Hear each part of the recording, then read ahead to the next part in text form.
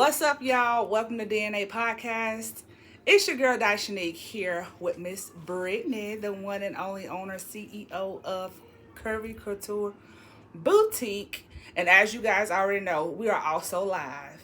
Okay, so like I was just saying, I wanted to start with like some little icebreaker questions, try to get to know Britney a little bit. Fun fact, this is our first time ever meeting in person. I think we have been communicating through Facebook since about June or July of last year.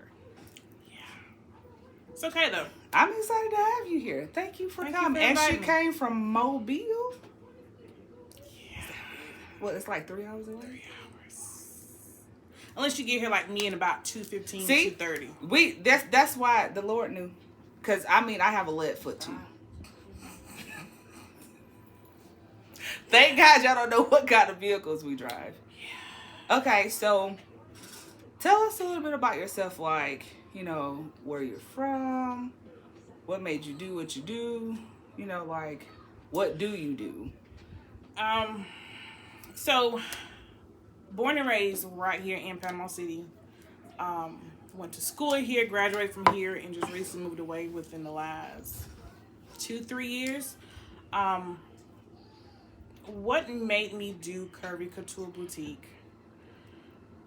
There's plenty of reasons, but one, it all started back in 2018 when Hurricane Michael hit, and city got wiped out. And I'm like, okay, us curvy women, us plus size women, we have nowhere to shop. There was one or two few stores, but I wanted to take it a notch up to give ladies something, that would just make them feel good about themselves. So it took me about 5 years to actually get the courage to get it up and going. Because we all know, it's some crucial people out there in the world, and you don't want to hear any negative comments, any negative feedback, but you've got to be, open to that. So I finally stepped out on that faith, and I did it. And January 1st of this year, I launched it. So, and it's been successful. Like, walk us through kind of what you were feeling. Y'all, she is in love with my Labradoodle. And every time he does something, no, you cannot take him. I just got him. He's looking at me. I know he's not. He's going to sleep. But if you see her side eye, it's because she thinks she's taking my dog. And she is not. That's not happening. But kind of walk us through, like, and I know, and when I say up, down, I mean, 1 minute it's like, yeah, I'm gonna do this. You know how we get when we get that idea, and we like, yeah, we gonna do it, and you ain't even told nobody, because like you said, you don't want to hear that. You don't want nobody to shoot your dream down before it even gets started. So what did that look like for you? You got this idea, and like you said, there was a need, and you had the answer to it. And so that 5 years is a long time. Yeah. To sit and just be like, I want to do it, but I don't know how to do it. Like, I want to do this, but I'm not sure how it's going to play out, especially here after the hurricane, because almost everything was destroyed. Yeah. I know, like myself, I'm not sure exactly if you and your family or if you lost anything, but I know we lost a lot, and we wound up losing the place we were actually renting about 5 minutes away from here. And a lot of, like she said, like there, and I can attest, because back then I was bigger than I am now. But I was heavier set. So my go-to was Walmart leggings and t-shirt, or some type of sweater, throw over type thing, because it was just really hard to find nice clothes that fit thicker women. Yeah. So like those 5 years, kind of walk us, through those 5 years. What did that really look like for you? So when you get that vision, I prayed on it. Let me just say that. And I sat quietly. After sitting quietly for so long, I'm like, okay, I can do this. So I start going in other stores, looking at what they carry. Like, okay, I don't like this.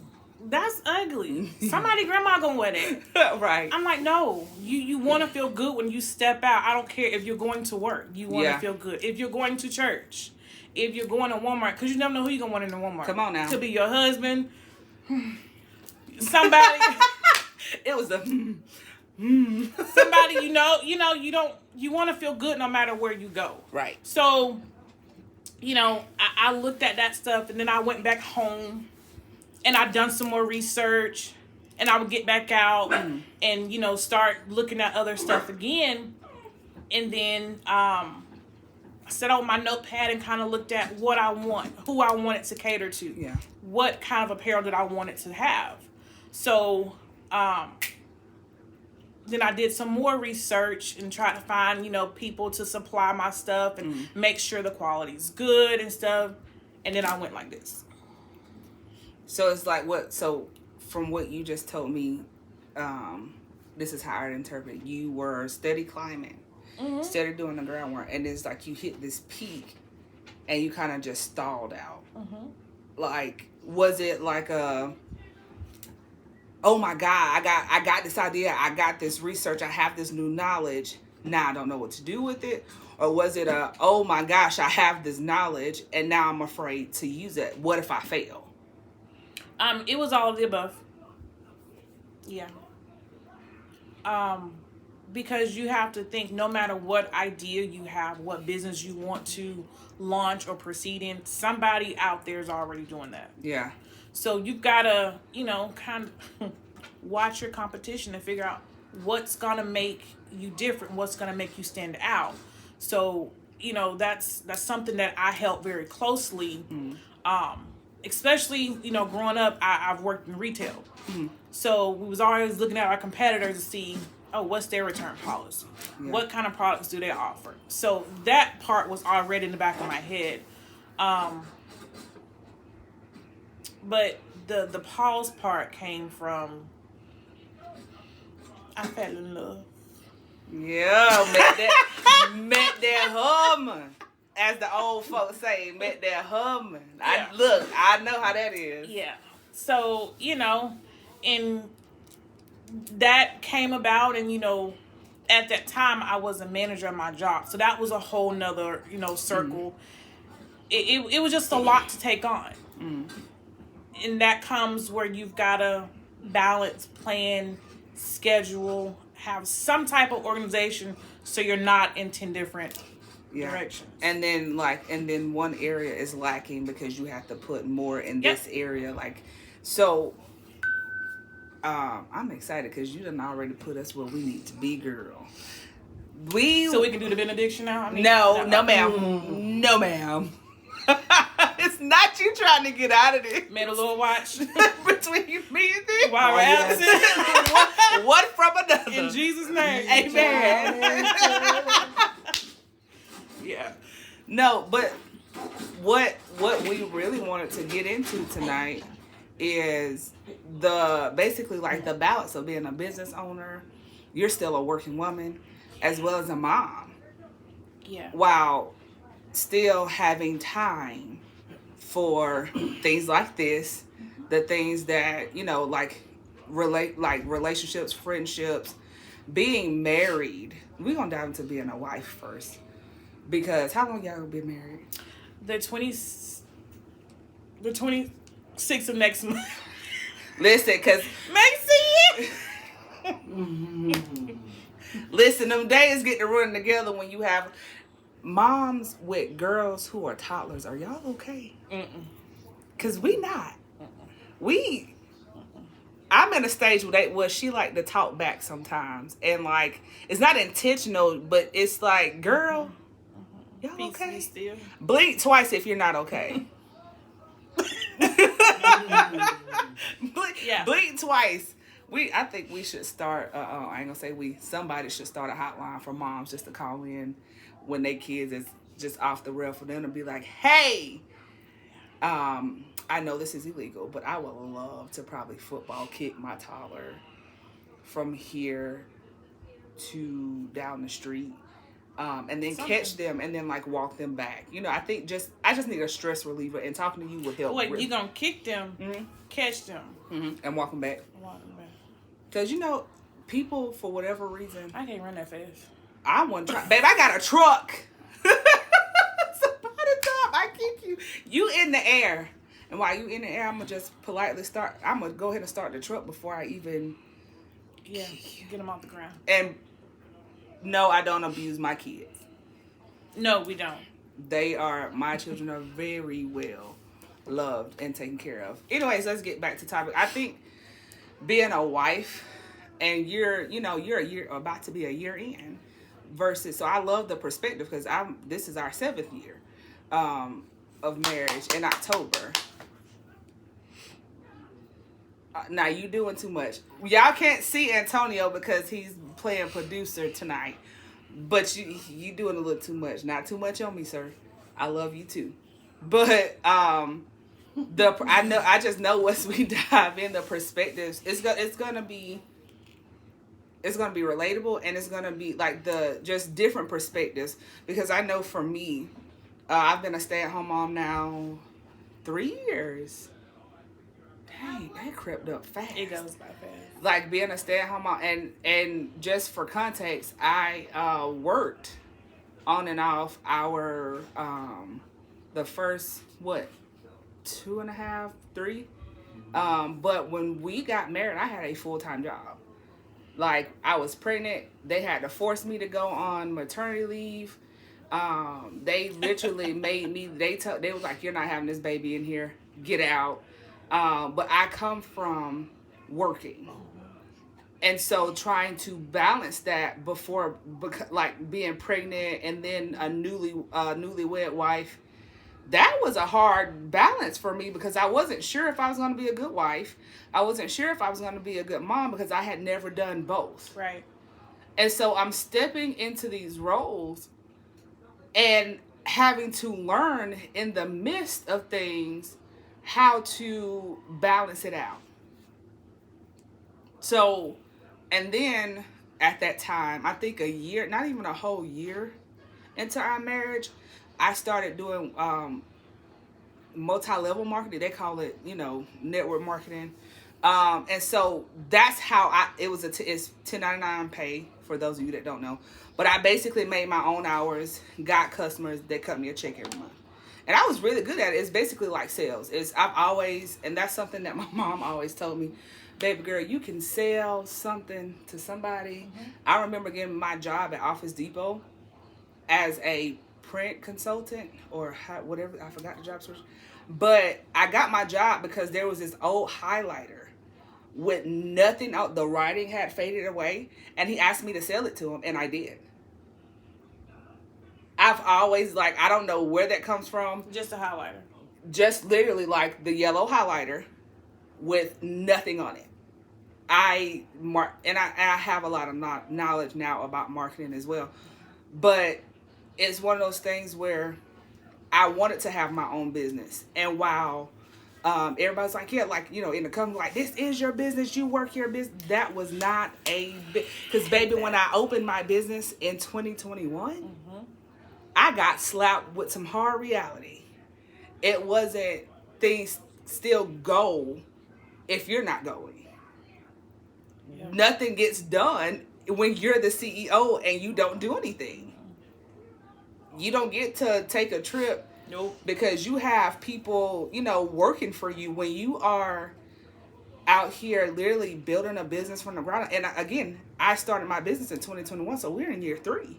And I've actually added an extra tier or 2, meaning like I do social media marketing, and consulting might as well, because I do have people reach out all the time asking about strategies. And then I also am a life coach, and then I'm in school. And so do you sit still at all? Besides right now? No? Okay. No, me neither. I be trying. Yeah. But it back to the first year. So like having a newborn, and then having my husband have this desire, okay, like, I want you to stay home. I don't want you to work. And if you know, like, we struggled a lot. Going down to one income. And with a newborn like that, and you live, like, we were living with my mom. Like, we wanted to get, of course, everybody wants their own. And so the first couple of years of our marriage looked like struggle. I'm part-time, he full-time. We still struggling with a newborn. And then I done added an extra income to it and added more stress to our finances because it was more of a take than give. Yeah. So within this first year, like, what was your experience as far as being a mom? Well, first of all, being a newlywed, and then being a mom, and then adding a business, and still working. Balance. Organization. It, so many times, I'm like, I gotta do this, I gotta do that, I gotta do that, I gotta do that. But I also have to stop. Yeah. You gotta breathe. If I was to call my husband right now, he would tell you I carry around a notebook and a pen. In that notebook is a calendar of everything I need to do. You know, in trying to, you know, as the mother, as the wife, you're trying to make sure everybody is taken care of. Everybody has what they need. But what do you have? Yeah. You know, going in the bathroom, lock yourself in there for 30 minutes. Is that really a break? Because they going to follow you and bang on the door. Mom, you done? Mom. What are you doing? Well, I can't see you. Where your phone at? Like, so, you know, that's not a break. That's just let me go clear my thoughts just to put something else in that place. Yeah. You know, but having a child, she was a blessing. It was an adjustment. My children are almost 13 years apart. Whew. Girl. It's okay. Me and my brother are 17 years apart. That make you feel better. It's, oof. Yeah, oof. As a senior in high school. You know, but with that, I said, because I was a single mother up until, you know, I met my husband 3 years ago. And, you know, I always said, I don't want to have another child until I met that someone and I'm married.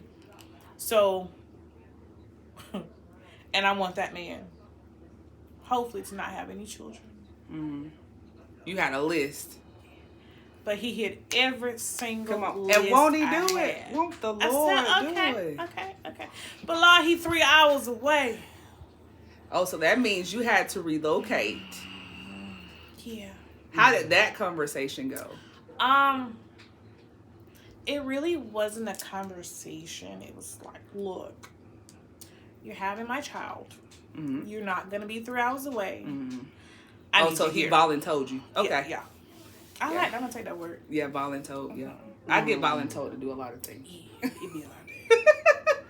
But when it's the right person, it doesn't even feel like a sacrifice. Yeah, it's not. It doesn't. Like, it's like when you have that right person, I feel like every time we go all off topic, I feel like when you get with your right person, the sacrifices don't feel like a sacrifice. Yeah.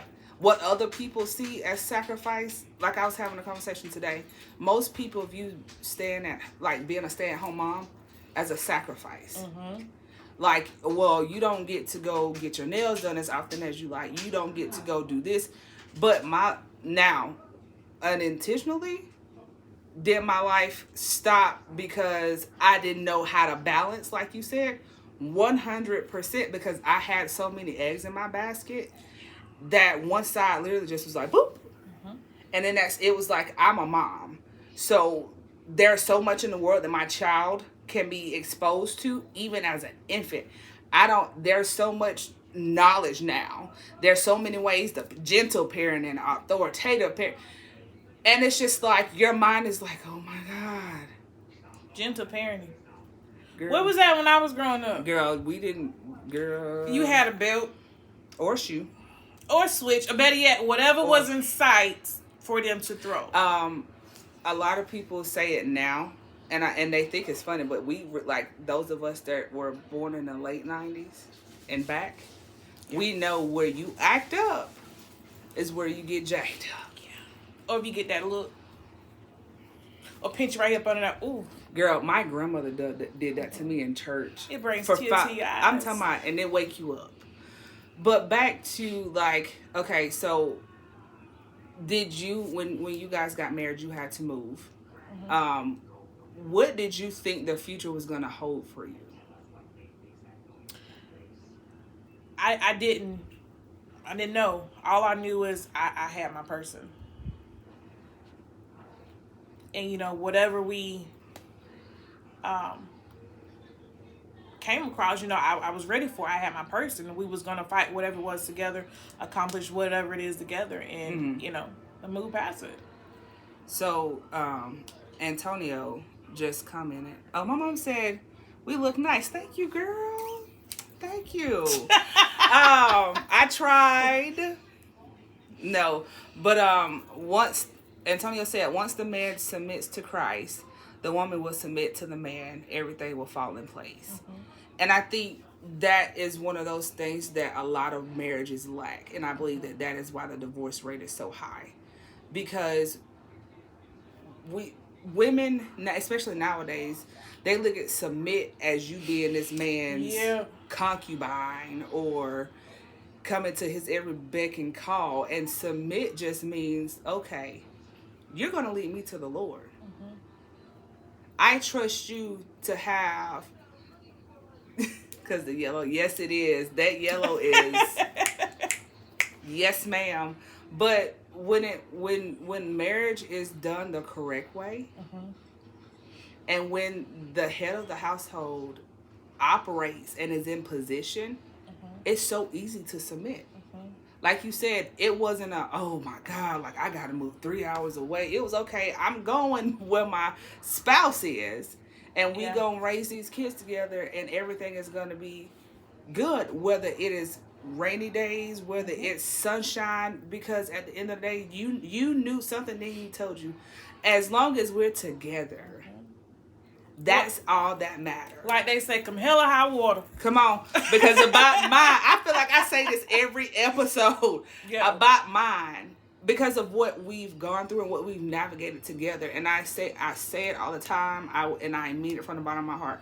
No, I do not ever want to go through, what we've gone through before. And if God called for us to, as long as I had the one that he sit and made tailor-made for me, I know I'm going to be fine. Mm-hmm. Outside of having God, because if God did it for us once, because we're still in covenant, not just with each other, but we're in covenant with God. Mm-hmm. Everything is going to work out for our good, period. And I think that when it comes to marriage and being a wife and being submissive, we think, and I say we because we're women, we believe and think that it's like, back in the day where if the man said, have my dinner on the table by 7, you had to have it on dinner. This is not no dictatorship. Marriage is not, if your marriage is a dictatorship, then we gonna pray for you. My husband, he's actually my best friend. I can sit and cut up with him like we're doing. When it's time to get to business, we know when to switch hats. Yep. It's, and the crazy part is, I've been with him 3 years. We've been together, married almost a year. Yeah. I can count on one hand how many arguments we've had. Girl. Now, we may have had a disagreement. Don't get it twisted. Because I'm spoiled. I'm the only child. But as far as a argument, no. And so let's talk about that. I want to talk about that because you're one of the first women that I've ran into that has said that. Because when I would tell people like, me and my husband don't argue. You lied. No. You lied. Because y'all don't agree on everything, but just because we don't agree don't mean we don't communicate. Arguing means we're going back and forth in an aggressive. Who finna do that? And see, if you've had negative relationships in the past, Mm-hmm. then pray to God, I hope all that's out of your system. You know what I mean? Yeah, So yeah. I've had some back in the day that didn't go too much right. So when I got that someone, Woo, I Mr. was Snail. Go ahead, girl. We gonna have to. Woo. when I got that someone, I was ready to receive, what life was going to bring with that person. You were ready for better. Yeah, I was ready for better, and I got the best, baby. But Let them know. yeah, I haven't argued with them, but we've had disagreements. But it's literally my best friend. I think that, well, first of all, before we go further, Renee, I think is how you pronounce your name. I hope I'm not messing up. That's my Jennifer. But can't she sing said, like her. "Girl, listen, I can't even." I'm not even finna try that. But she said that's control, and it is. A man telling you that you better have his plate ready by 7 p.m. or by the time he get home. Now, if it's a conversation, he's like, "Hey, babe, I would really love if you could. I know you're home with the kids, but and There's then a way to say things. Yeah, it's a way to communicate, right? That's not control. When there is communication, control cannot exist. Mm-hmm. Like, period. My mom said if you're with the wrong one, it doesn't matter what you do or he does, is not gonna flow the right way at all. And it's not, and I can attest to that. But because my mom used to tell me before I met my husband that my picker was broke, and she was not lying. All them jokers. Mm-hmm. And then one day, here come the king. Yes, sir. You know, your mama be like, they always got to say something like, "Mom, you don't know what you talking about." Yes, and then you live you don't it. never like nobody I like. And then they see a forehead picture. Mm-hmm. That's your husband, and 7 years later. Mm-hmm. But my husband said in the comments, if the man is doing what he's supposed to, a demand for dinner wouldn't be necessary. We gonna let that simmer. I don't know what else to say to that. I mean, that's just, it's the truth. I don't think that, like you said, you married your best friend. And I believe that when you marry, because I know how that feels, being married to my best friend. I've known him almost 20 years now. Yeah, we've known each other since high school. So, being married to your best friend, the communication is still like y'all are best friends. It is. Especially when it comes to, now, parenting, we have had some very tough conversations that still did not result in arguing. Because when you are married to your best friend, the last thing that you want to do is argue, hurt them in any way. You don't want to bring the toxicity. When you marry the person you're supposed to marry, they make you want to be better. Mm-hmm. They make you want to experience life in a better way, if that makes sense. Mm-hmm. Mm-hmm. I like where we going. This I like that right there. It's flowing. So back to, we done covered the. But you know what? When y'all are, if you don't agree on something, we sit down and we say, okay, this is why I don't agree on it. Yep. Let me let you see it from my point, and then we're going to flip it around so we can see it from your point. Okay, that might make sense. How do we meet in the middle? That is the perfect example of communication. Because I tell my husband, all right, children going to bed, meeting.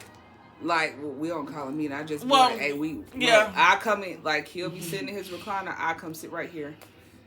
You want to talk about, can we talk about earlier? Or sometimes, I know a lot of people don't like doing this. They like to have face-to-face conversations.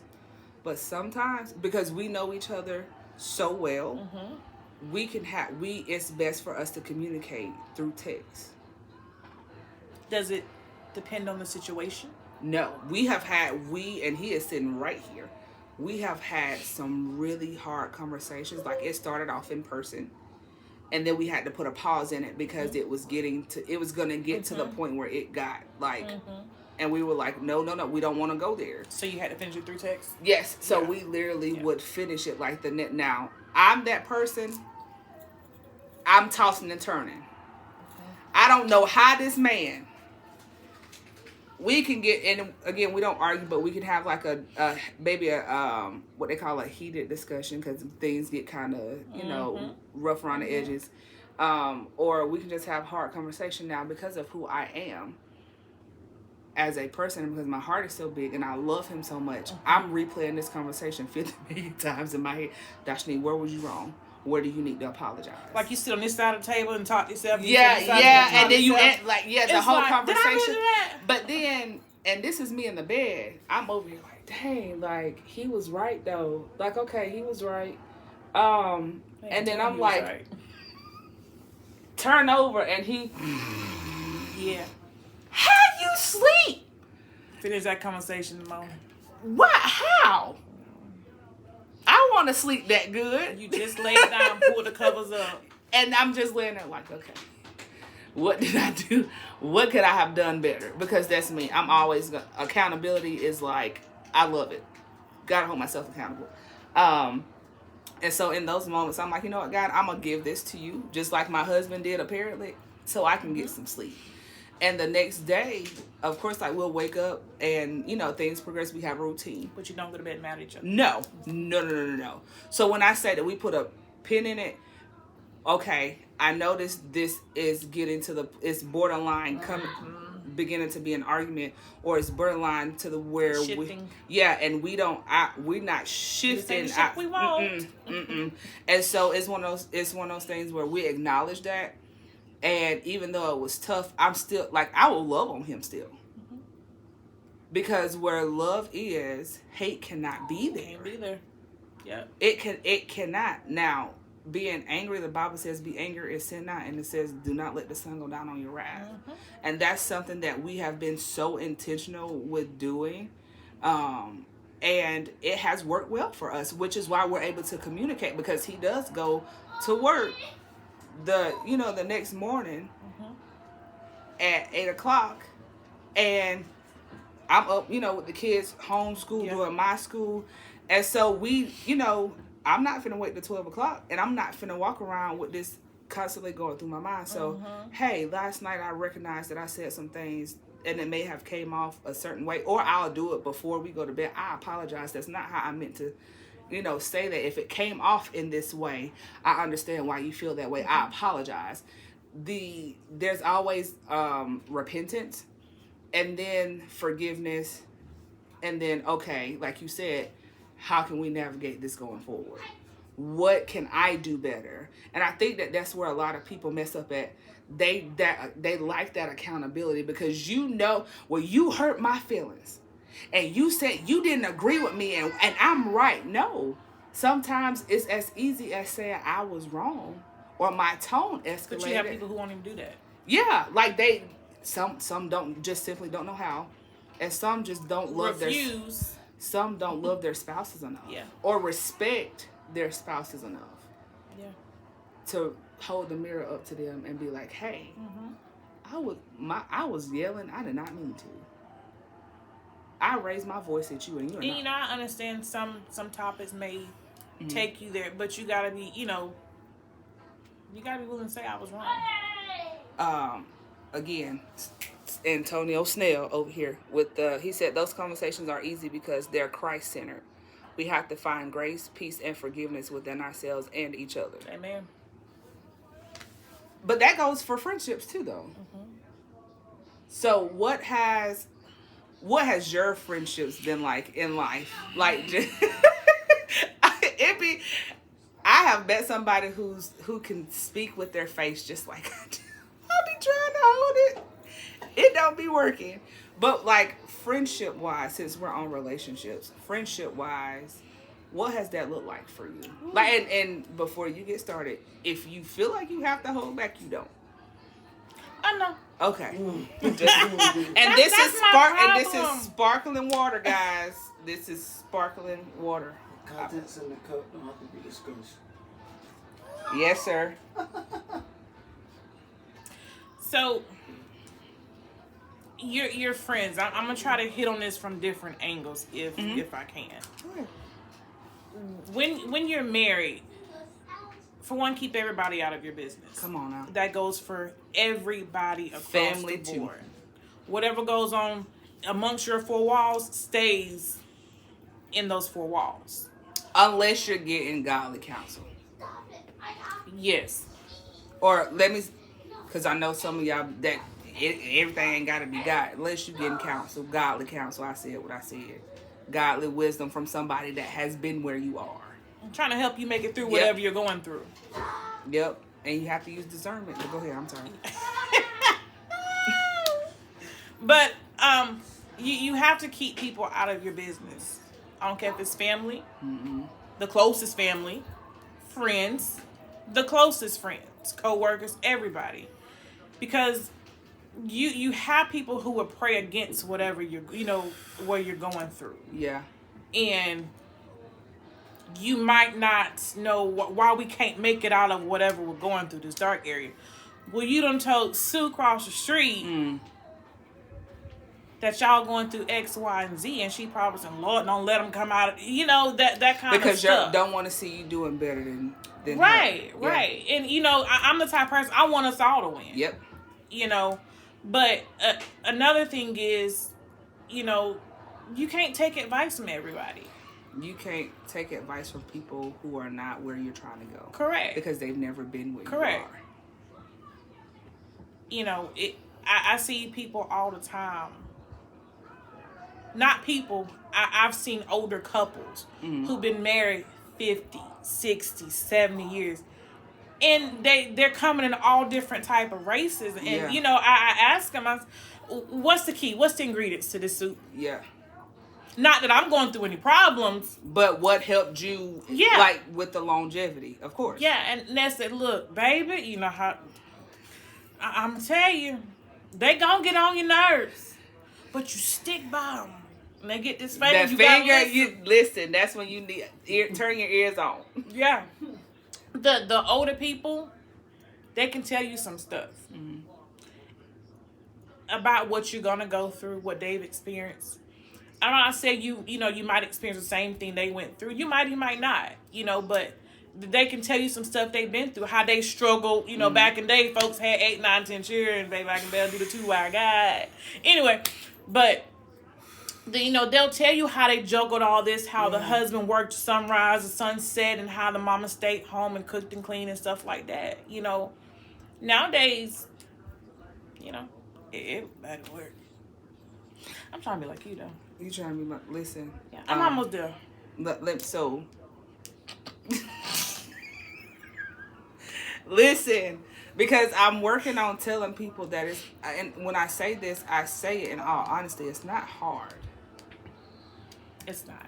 Because I absolutely love teaching my kids. I love getting to see them learn. I love being home with them. But there was preparation that you had to do to be able to take the action. Listen, I ran from this.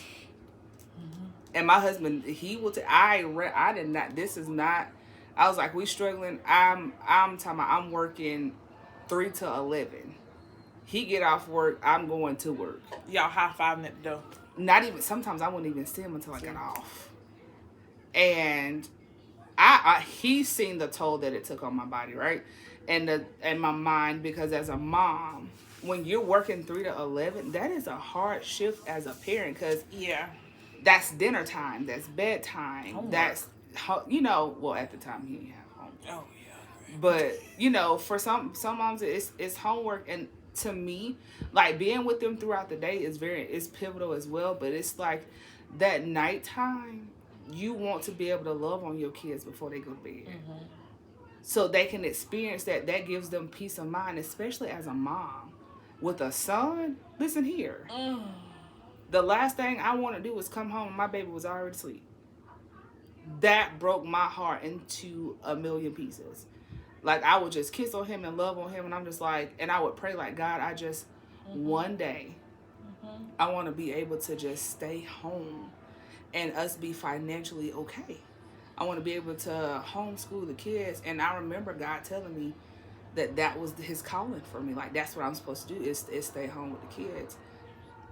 But because of my upbringing, I fought it. So, like, I fought it too. Now, I could not keep jobs. um, I I was like, I would be full time, have to drop down to part time because we couldn't afford daycare. We couldn't find a steady sitter. Yeah. Like, went through all that. So when you say I was prepared, I had to accept that because I was. Yeah. I did the full time work and I've done the part time working and having a business and being a wife and, having this dream, like you said, having this big idea on the inside of me and really not knowing how to get it out. And so you get to the point where you're like, what? How do you want me to do this? For me, Lord, how do you want me to be a stay-at-home mom as my husband is not bringing home $1 million a month?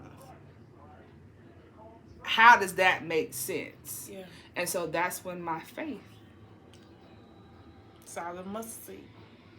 That is when my faith. Now, my last job, I told that guy, I was like, all right, it's time to quit. I was like, I'm not quitting my job. It was right after we had Zero. I think Zero was like 7, 8, maybe even 9 months old. And the Holy Spirit was like, yeah, it's time for you to quit that job. Okay, God, if you want me to quit my job, you're going to have to get me fired. Show me a sign. Yeah, that was January 2021, April 19, 2021. I got fired. And the way it happened was crazy. And looking back, I was like, I should have just listened. I should have just put that 2 weeks in and been like, because my husband kept telling me, it's time for you to quit. It's time for you to quit, because this was my routine.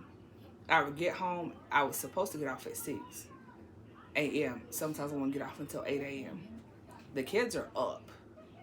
So I'm coming home 10 to 10 a.m., falling asleep, jumping up because I'm thinking they're getting into something they're not supposed to be getting into, cleaning the house, like just doing everything I do now, just with a full-time job on top of it. And then they take a nap at 12, 1 o'clock. Now I'm sitting down, cold messaging people, following up with orders. Like, I'm not getting any rest. And then I have to be back to work at 10 p.m. There was never no stop. No, like, it was a continuous hamster wheel. And at that, I think that is, if I'm being honest, I think I gained 150 pounds working at that job. Like, I gained so much weight. Yes. Because as soon as I got fired, I dropped the weight like that. Like, no kidding. And I know that my obedience to God is what brought upon the grace for me to do what I do now. I think people have to be more conscientious when becoming wives, because you see, well, oh girl, what she do, I could never do. I thought the same way, and now look, God has graced me, to do it. I enjoy being a wife. Listen, I'm a bougie one. I love it. Yeah. I see, in that sense, I'm trying to get on your level, because this, dressing up and stuff, I'm trying to get into it. I really am. I promise. I'm trying to do it. I'm gonna tell you this, and this is coming from an honest place. When you dress up and you do your makeup and you do your hair, I don't care what you're going through. It makes you feel better. It makes you feel. I don't care if you prance around in that mirror, baby, twirl like a ballerina, and go take it off. Have a photo shoot and take it out. Just have a photo shoot and take it out. And that's another thing too that I think that society basically tries to tell, or they've put this stipulation on moms, like, your body has to look a certain way. You have to have on makeup 24/7. You don't. And if you're not a size 0, and I'm exaggerating, of course, but if you don't look like these Instagram models, you're not important. And that's not true. Because first and foremost, it's what God says about you. First of all, that's what's most important. Secondly, your husband. If your husband, now, my husband gonna tell me, I love you no matter what you look like, but I want you to feel good about yourself. That's what I get to. I want you to look. I ain't the one that gotta wear it. I look at it, but I'm not the one that has to wear it. I'm not the one that has to put it on. So, in that, when I say I'm doing better, what I mean is I'm doing better with loving me, regardless That's of where it starts. like regardless of what anybody says, regardless, because I can help somebody. Look, baby, you could be walking down the street. I roll down my window. I like them pants. But at the same time, you don't know how far that compliment went with them that day. Exactly, because you never know what somebody's going through. You know, that person could have been on a stroll just because they feel like their life was just crumbling down. And then here you come. Just loud and talking about I like your pants. But And like now, like my 6-year-old does it. Like, I will never forget, we were at Burger King. And it was an older lady. And he looked at me and he said, Mom, she's beautiful. So when she gave me my receipt, I said, hey, my 6-year-old said that you're beautiful. And I said, I just want you to know that I did not tell him that. It was unprovoked. And she, every time when we go through that drive-through in the morning, if she's there on Saturday morning, she was like, I still call my friends, because she's from New Orleans. I still call my friends. And I'd be like, and guess what? A child told me I was beautiful. You know, child ain't got no filter. So you know what? I know what I am, beautiful. And like you said, you just never know. yeah. And like, I want to, I know we were supposed to be going a whole nother way with this, but I want Let the to. Lord use you. Shut up, Baba. I ain't right. But what really made me want to get into the profession that I was in, or that I am in now, as far as like, you know, being a life coach and helping women be the best version of themselves. I mean, you've experienced it from me firsthand. Like, I be spewing it out and don't even be trying to. It's just in me. But I've been in a season where, again, I was almost 300 pounds. Yeah. My husband did not stop loving me, by the way. My husband did not tear me down. He still made me feel like I should have on a bikini walking up and down. Well, not walking up and down nowhere, because that wouldn't go happen with it. But still, like, he made me feel good about myself. So, because I've been in that dark place of depression and not knowing, you know, not looking like everybody around me, because being 300 pounds and then being around people who are 150 and below, that will, if you're not confident in yourself, if you don't know yourself, that will literally, it will mess your mental slap up. And so when we met last year, and you were like, you still were just like, I don't know. Like, I want to do it. I'm making the steps to do it. You were like, I don't know. You had no idea that I had been like, I just need a boutique where I can go get stuff just so I can put it in my closet just in case I want to take a trip. I know I'm going to be speaking on big stages one day. I want to go looking good. I'm not finna go with no t-shirt and no leggings. Yeah. And so you look good in some t-shirt and leggings. I know, thank you. But I, like, you know, stuff like this jumpsuit, like, I look, it make, like you said, when you look better, it makes you feel better. So I had to push you, not just for me, but for everybody, what every other woman in the world who felt like me, who was gonna come in contact. Yeah. Like I said, you seen a need and you had the answer for it. And so I would not be, and I'm not taking success credit. Baby, that's you all God and it. you. But I need you to know that you helped me in that too. Oh. Because when you would show, you be like, girl, look, this is what I want to do. And I'm like, well, what's your plan? Oh man, I just thought about something. When I asked you what's your plan, you never asked me why I asked you that. You never thought it was malicious. You never thought I was trying to copy you. No. When most women would have like blocked me. That goes, and then you don't know, I'm gonna hit down in a minute. that goes for who's all in your circle. If you have the right people in your circle, when they say something to you, when they make a comment towards you, when they ask a question, you won't get that instinct like, nah, I know she's not finna go copy me. You didn't see it as competition. Yeah, and it's not. In the circle that I have, everybody has their own thing going on. Nobody's gonna mimic the other person, but no, I didn't. I just want to put it like and again, this is our first time ever meeting each other in person. In a year. In almost a year. Yeah. And she just 2 minutes away.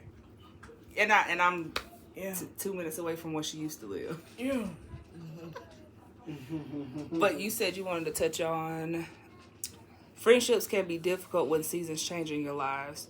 True friends should be emotionally mature enough to still hold the space for you as you transition into a different season of life. That may be marriage, parenthood, relocation. Sheesh. Yeah, because I think you had something to say about that. I'm a husband now. It was the dimple came out. The dimple and the everything. I love that. That's my biggest supporter right there. With the circle of friends,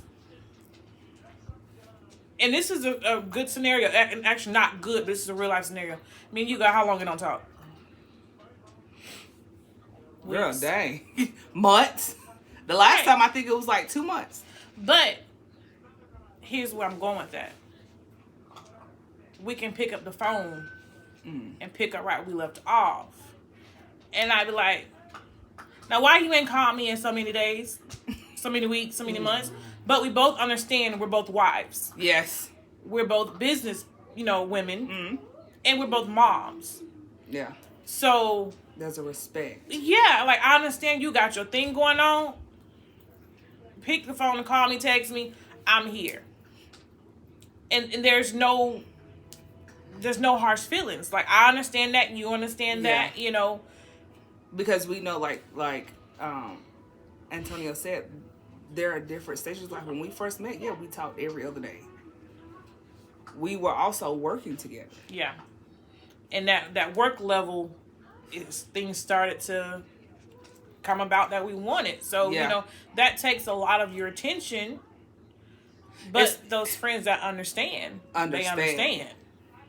And I think it's so imperative as wives, as moms, as business women. Y'all should just let me take care of ma'am. Me. No, ma'am. No. But he made me lose my train of thought because he just wasted that whole bowl of food. But like I said, different seasons of life calls for different levels of friendship. And it's literally June, I think will be June or July will be a year, and I don't even know how we even met. Like I don't know how or where you even found, because I remember you messaging me.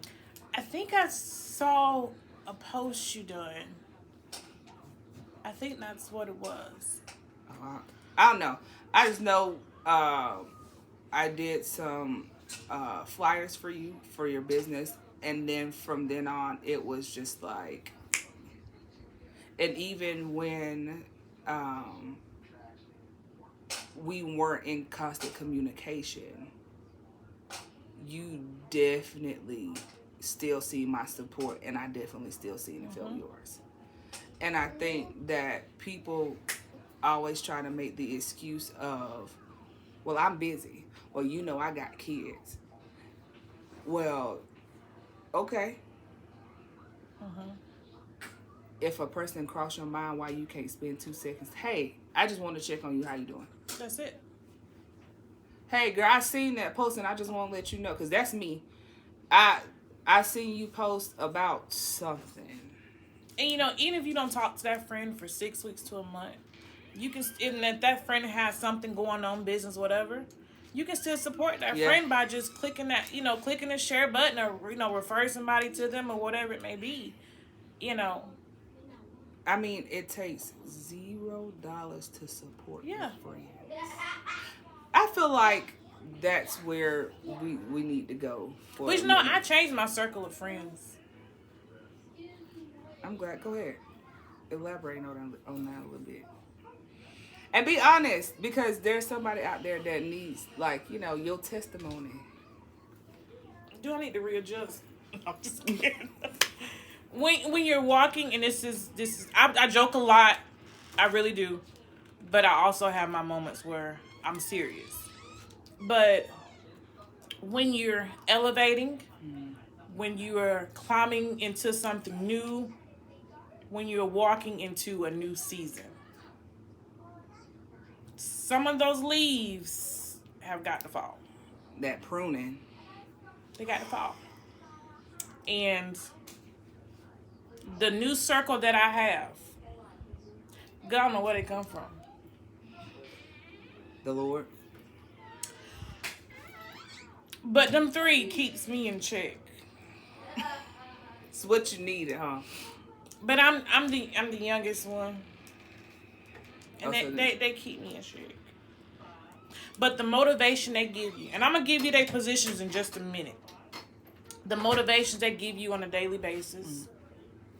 The daily devotions they give you on a daily basis. The prayers they send out. Now, it may not be a call prayer. It could be a text prayer. Or some type of quote that they've sent out. The text that say, hey, I'm just checking on you. Random stuff. You doing okay? I sent something. But I'm looking like, wait, go where you at? Who sent you? Yeah, like what? So one is a minister. One's a pastor. And one's a minister in song. That's my circle. You don't have to have 10, 11, 12. Yeah. Pick you a good 3. You ain't even got to pick them, according to her. No, they'll fall. They'll fall. Got to put them right in your... They'll fall. In your path.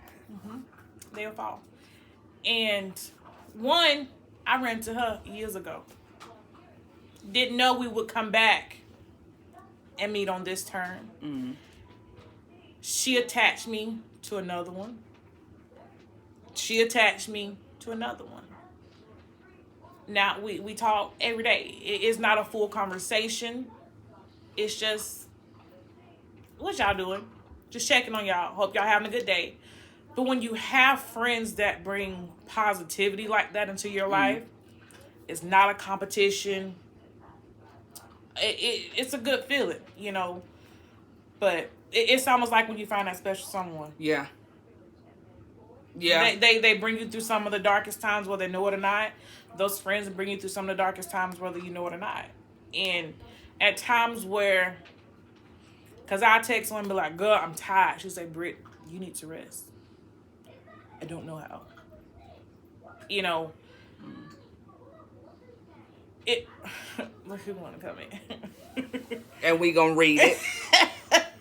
So Mr. Johnson said, in regards to a circle of friends, if you look at your friends that they do not inspire you to be better, you need a new circle. Hello. That's why I changed minds. And sometimes, just to, were you done? Why she look at this? I can't see it. So that means she's still on here. She's still on here because she just mentioned, yes, I am talking about you, ma'am. But did I cut you off? No, I was trying to make sure I didn't cut you off because I get What was I excited saying? and I would do that. What was I saying? But you would just say, we were talking about how that's why you changed your circle of friends after we read your husband's comment. And I was making sure I did not cut you off. I was making sure you were finished with what you were saying. But, when you change your circle of friends, you don't know what you're going to get. But he knows. And what you need, he's going to send to you. I got mine. Listen, I go to war about them 3, okay? Sorry, not sorry. But you have to get that circle to keep you motivated on the days where you feel like you just going through. Like, she sends a lot of stuff, and that she 3 hours away from me. But she senses it, And that's a good thing because it's like, girl, I was just almost off the edge. Like, how did you know? So a lot of times she's like, I sense it, Britt. I'm like, what are you sensing? I didn't even tell you anything. Well, I don't know exactly what calling she operates in. But just based off what you're telling me, and I'm not She oily. putting no prophets do that. She oily, huh? Because I know prophets do that. They're the friends that, and I'm not saying other friends don't do it, but I can relate because I know what I walk in. If you're ordained to be my friend, it's one of those things where before you tell me, God will. And God will give me exactly what to say before you jump off the edge. To literally grab you and when you just dangling like this. Yeah, and pull you right back in. And friendships like that are needed and they're so important because a lot of the times people find themselves being that person for everybody, but they don't have that. And that you do go through seasons to where it has to be more so you and God. Your friends still check on you. Don't get me wrong. They're still there. But there are just things that you and God have to go through. And like you said, I call them destiny helpers. That's what I've come to call them because I don't want just a friend. Right. Like you said, I want people who are going to push me towards that mark that God has for me. That's going to push me closer to God on them days where I'll be like, I'm sick of it. I don't want to do this no more, man. You can't put, and I get a text message on you can't put this down. Because if you put this down, then you forfeit what God has for you. All right, that's all you had to say. Let me pull these bootstraps back up and get to work. But it's just one of those things where friendships, no matter what scale they're on, are so important. They are. The right friendships. The right friendships. So you saying like, I wasn't even looking for this. These are not people that I would have normally gravitated towards. And even in the conversation we had the other day, when we were speaking about friendships, God know what you need. God know exactly what you need when you need it. And it's like those friendships, like you said, sometimes you don't even know how they happen. You just instantly get close. And now you doing life with somebody that God sent you. Like you said, there's no hidden animosity. There's no let me outdo you. There's no competition in that. It's straight love, growth, and and joy. Yeah. Because if we're being honest, especially being Black women, it's really hard sometimes to find friends like that. It is. Yeah. I can't. And when you go to school with some, y'all went through what, elementary, middle school, and high school. How many of those friends are still your friend to this very day? Are you asking me? Or are you asking No, me? just in general. Oh, I think so. Yeah. Because some start to mature, some don't, to each his own. But when you become an adult, you find things that you may want in life, to be a business owner, to be a mom, to be a wife, So some of those friends may not want that. Yeah, and they don't understand it, and because they don't understand it and don't want that, they can't push you towards it. Yeah. They unintentionally become a weight that kind of anchors you to where they are, or they're dragging you backwards. Yeah. Instead of pushing you forward where you need to go. And if I love you and you got something going on that you're trying to strive for, I will push you because I see whatever it is in you. I don't care how tired you get of me. If she on here, she know. But because I know you want this. All you've done was talked about it from sunrise to sunset. So obviously it's something you want to do. Yeah. And I'm telling you, it ain't gonna come easy. Mm-hmm. You're gonna have to sweat. You're gonna have to work for it. But what plan do you have in place? Yeah. What are your steps to execute this? Yeah. Let's take off. And then I'm gonna check back in with you. Mm-hmm. How much progress you done made? Well, I've been. Okay. You tired? Take a few days off. Now let's go. Yeah. That's just me because I'm not gonna be up here and then have my yeah. friends on the floor. Yeah. Either I'm gonna drag you by your hair, your hands, kicking and screaming, something. But let's go. Yeah. You know, I'm that support system. I'm not that friend. I'm that support system. Yeah. You're a destiny helper. Yeah. Because a friend is just somebody who's a friend. That's real shallow. You know, they offer words for support and encouragement. A destiny helper. Like you said, this what you said you're going to do. This what Lord told me you was going to do. So let you go on voluntarily or involuntarily, kicking and screaming. We are getting this done. If we have to schedule luncheons. If we got to schedule Zooms. I showed them done that before. If you need to talk it out. Does this make sense, Britt? Let's try it and see. If it don't, guess what? We'll come back to the drawing board and do it again. I love what you just said. If this doesn't work, okay, let's go try it again. Some friends be like, it didn't work. Oh well, and leave you right where you at. They ain't friends, man. No. Pinky out, no. That's bougie. Girl. I'm ashy and bougie.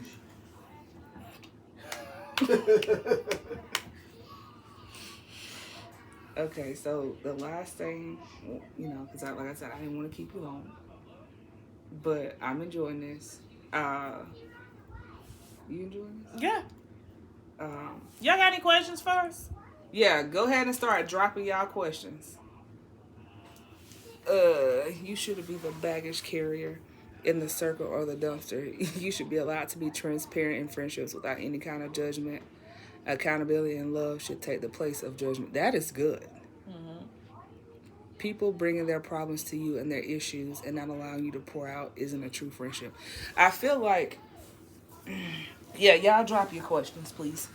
But you gotta be able to take that criticism, though. Woo, look. Okay. Because you can't be the only one handing out constructive criticism. You can't be the only one to be able to be a destiny helper. You also have to be able to have the capacity to receive that. Because a lot of people want to tell others what to do, but they're not willing to be able to receive. Because as a businesswoman, I can't get better if you don't tell me where I fail. Or not even where I fail, but where I need work. Hey, this was good, but let's try this.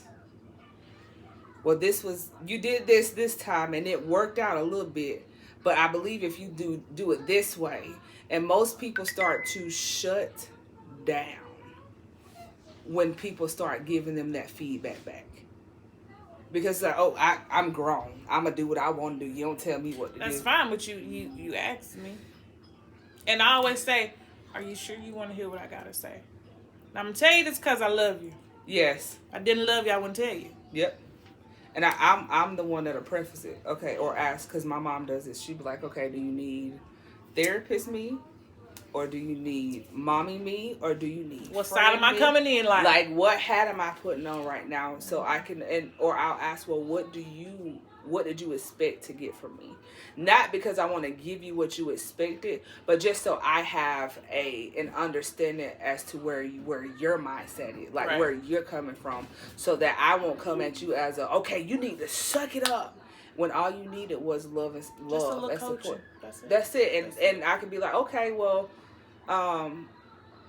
if I were you, this is what I do. You don't have to do it exactly this way. You can take my advice and tweak it to make it your own. Whether you do it this way or not, I still love you. I still support you. Right. And leave it at that. Because too oftentimes, like you said, people, first of all, accountability, they like accountability so bad. Now, like, it's like, it's everybody else's fault. Yeah. And I heard Pastor Tim Ross say offense, if I'm not, I think it was him, yeah. Offense cannot be given. It has to be taken. Maybe it wasn't Pastor Tim Ross. I think that was Pastor Keon Sunday. It was one of them. But I like to give credit what credit is due because I didn't think of that on my own. He be hitting a lot of points. Girl. But one of them said, you know, and that opened my eyes because people like, you know, I have every right to be offended. No, you have every right to be hurt. Mm-hmm. Being offended is a choice. And I believe that that's where the Bible, like that also applies to in the Bible where they say be angry and sin not, because offense opens the door to anger. Mm-hmm. And then people let that fester and it becomes bitterness and hatred. And so if you just recognize, okay, that hurt my feelings. Why did that hurt my feelings? Yeah.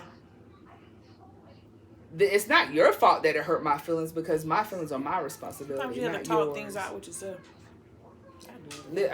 Listen, I don't care what nobody say. I'm gonna have a conversation with myself. And myself don't answer. Every time. And the Lord gonna be present too.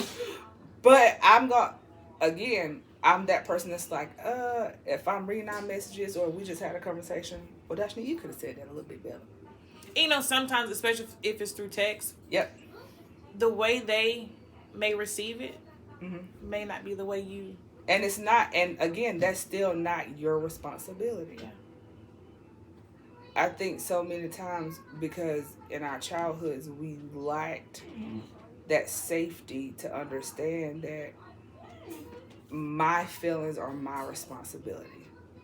As a child, yeah, like you being taught, you being groomed into, you know, whoever you're gonna be, and your parents are responsible for your feelings. But once you become of age, your feelings become your responsibility, even in friendships.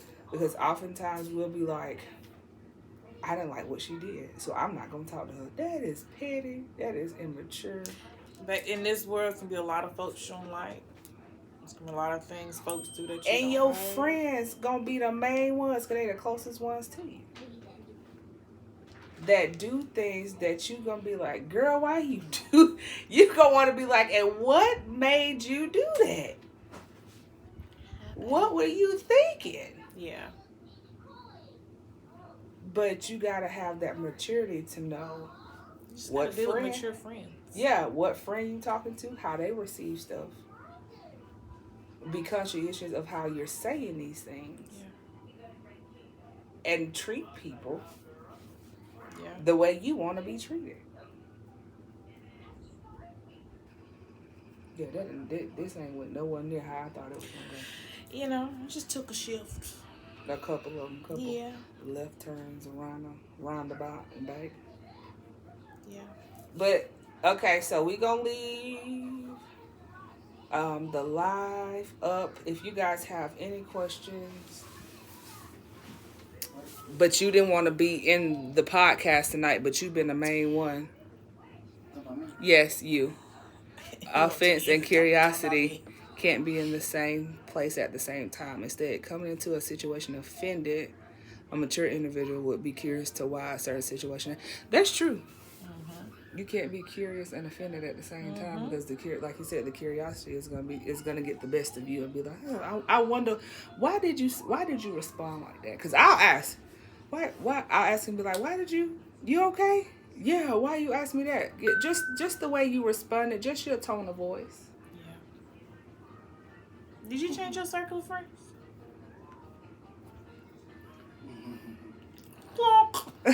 So, short version, I'm in a season of separation and elevation. So, that's all it is. Leave it right there. Yeah, that's it. The past year has been real weird-ish for me concerning friends. So while I did not change my circle out, I allowed God to. And it's not to say that I don't have friends. I just have not found my destiny helpers yet. It's just the God's appointed time has not come. You got something I can throw in here. No. But you wouldn't let me do it earlier. So yeah, like I didn't. The past year, I think my husband can attest to this. The last decade, the past year has been the roughest for me when it comes to friends. Yeah. Because I made a decision. I gave God my yes. I was like, okay, this is where I want to take you, and in me wanting to, in Him wanting to take me places, People don't go. there's a lot of people who cannot go, and That's some leaves falling, baby. I have pruning. For those of y'all who know, you know. Oh my gosh, pruning is like, if say you have a plant, right? And your plant has these luscious leaves, these branches that just, oh my God, they're so beautiful. But you notice there's one or two leaves or little stems just hanging. Mm-hmm. They're still being fed, but they're dead.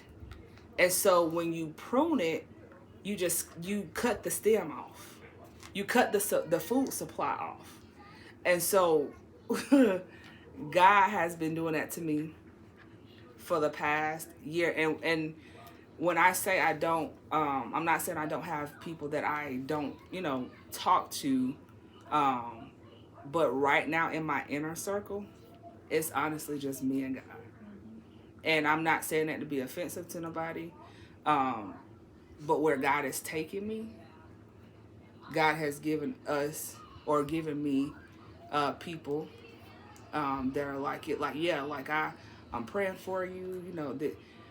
But as far as getting deep into exactly where I'm at, and having the people, I don't have those people right now, and that's okay, because when God's appointed time, it'll happen. I'm a witness to it, and it's gonna come when I need it the most. Mm-hmm. Not when I feel I'm ready.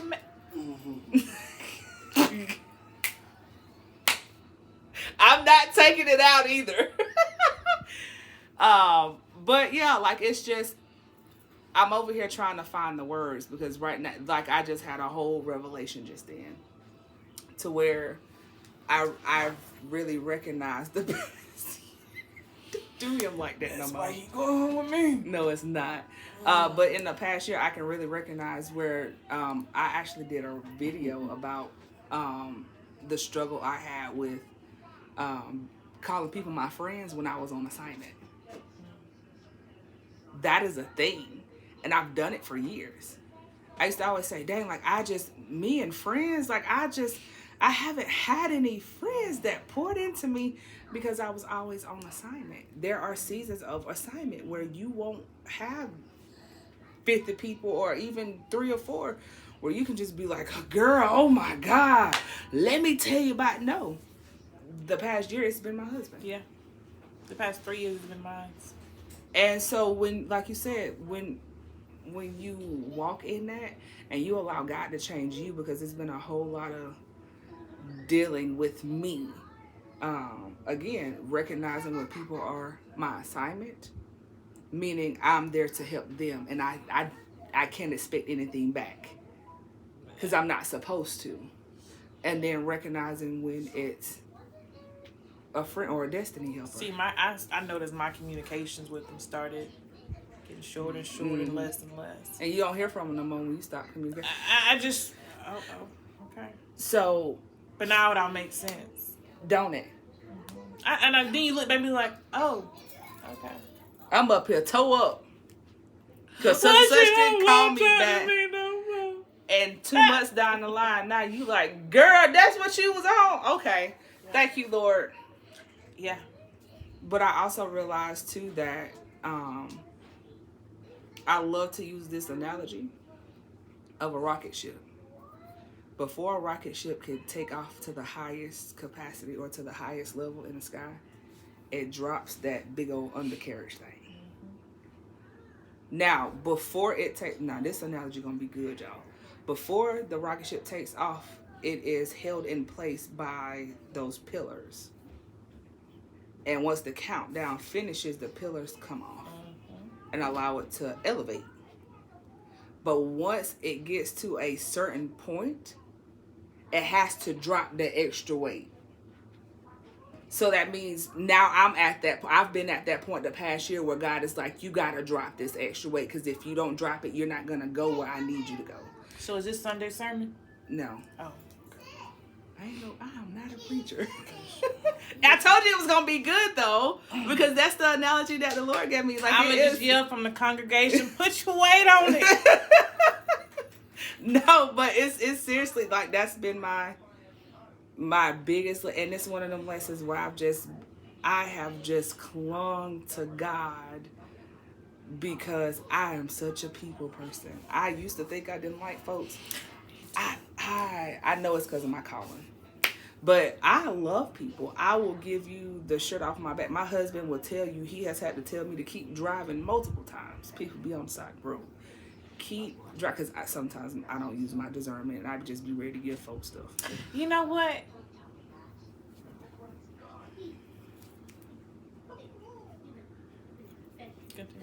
That happened the other day too. It was a homeless guy, and I wanted to pull over and have a talk with him. My husband's like, I joke a lot again, so I don't know if he knew I was joking or I was playing, but I wanted to take this homeless guy to get something to eat and sit down and just have a talk and be like, how did you get to this point? Yeah. How do we move forward from this? Because you want to help. But you know what? I'm going to say this, wives. The same way that we help our husbands see when people are not for them, and we protect them, God will use us to protect them from certain friendships, They certain don't even see it. down. Yeah, our husbands do the same for us. Like they really do. But yeah, friendships, man. Like it separate. I never understood when people used to say separation and elevation can get really lonely. But there's a reason elevators have a capacity. And sometimes the capacity is just you and your family. You know, you, your husband, your kids. And then sometimes the capacity is you and whoever God has in that season. But when you realize the season that you're in, like I'm sure before you know, got your God sent you your 3, you probably feel exactly how I feel right now. Like, God, dog, Lord, you done just took everybody. I told her, all God is you. I said, I'm okay though, but yeah, but you like can't do everything with me. Like you want to have people you can go hang out with, you can text, you can, you know. And then what I learned in this season, just clinging to God too, is that His timing is not our timing. And when you are 100% allowing God to work on you and allowing God to do what He does, it's have His way, and let Him enlarge the capacity for the elevation. You can have conversations like these and it not be, well, girl, they foolish. Girl, let me tell you what no. I wasn't, you know, my time was up in their life, their time up was in my life. And keep it moving. Because anything, the Bible says, let your yes be yes and your no be no. Anything outside of that is evil. You don't, that's good. Because you don't always have to sit there and tell your side of the story. But I also noticed in my season of elevation, you know, there may have been certain things that come up around me and I have to remove myself from them. Whether it involved me or not. You know, this is not what I want to be around. This is what I'm trying to move from. So you have to be willing to remove yourself. You know, but... And you got to be willing to be... I don't know why I keep saying this. You got to be willing to be pruned. That word... I'm going to need y'all to go look that up. Or maybe I'm just supposed to do a video one day on pruning. You should do that. I don't know. But, yeah. It don't feel good. But in order... The Bible says it too. I don't know where, and I don't know exactly what it say. But in order for a tree basically to have better fruit, or for a plant to really bring forth the blossom, you can't have all these dead leaves hanging on it that are constantly taken from the root, because they're not going to get the strong, healthy branches are not going to get everything they need. But when you allow God to clip those dead things off, when you allow God to prune and to get you ready and enlarge and stretch and mold you and make you and grow you, mature you, whatever, your reward is the new version of yourself, which will feel so wonderful. And the amount of peace that you have now. There'll be a lot of other blessings and stuff on the other side of that, but right now for me, my reward is peace. And being able to hear God clearly. And people be like, oh, you should be able to hear. I know, you should be able to hear God clearly always. Listen, with the wrong people around you, if you don't let God prune you, you're not going to hear him clearly, because you're going to be too busy trying to get their opinion about what God told you to do. And that saying is real popular now. God called you on a conference call. I don't have to go consult my friend because God told me to do something, because your friend could very well be your assignment. And your friend probably does not have the capacity to push you towards what God told you.